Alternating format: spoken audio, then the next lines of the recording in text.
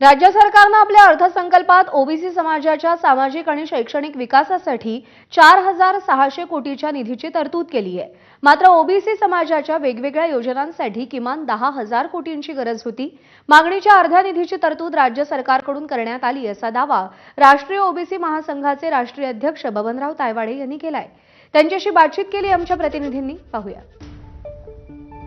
राष्ट्रीय ओबीसी महासंघाचे राष्ट्रीय अध्यक्ष बबनराव तायवाडे, राज्य सरकारचा नुकताच अर्थसंकल्प सादर झालेला आहे।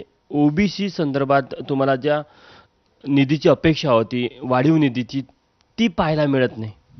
प्रत्यक्षात जी मागणी आहे आणि प्रत्यक्षामध्ये ओबीसी जेवढे मंत्रालय सुरू केलेलं आहे, महायुती सुरू केलेली आहे, विजयंतीचे आश्रमशाळा आहेत, आता हॉस्टेल आहे, स्वाधार योजना आहे आणि इतर ज्या काही योजना सरकारला राबवायच्या असतात, याच्याकरता जवळजवळ 9 ते 10,000 कोटीची आवश्यकता आहे।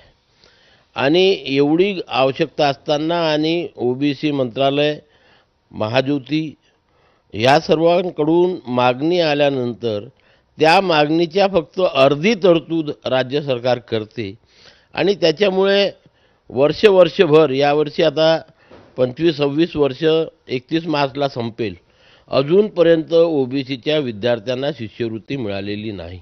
आणि आपल्यामार्फत माझी मुख्यमंत्र्यांना विनंती राहील, कारण मुख्यमंत्र्यांनी जे बजेट सादर केलं, म्हणून जेवढी प्रत्यक्षामध्ये गरज आहे तेवढ्या ओबीसी समाजाला निधी उपलब्ध करून आम्ही ओबीसीच्या हिताचं काम करतो हे त्यांनी सिद्ध करण्याचा प्रयत्न करावा, अशी मी राष्ट्रीय ओबीसी महासंघातर्फे मागणी करतो। आणि या सगळ्या घडामोडींचा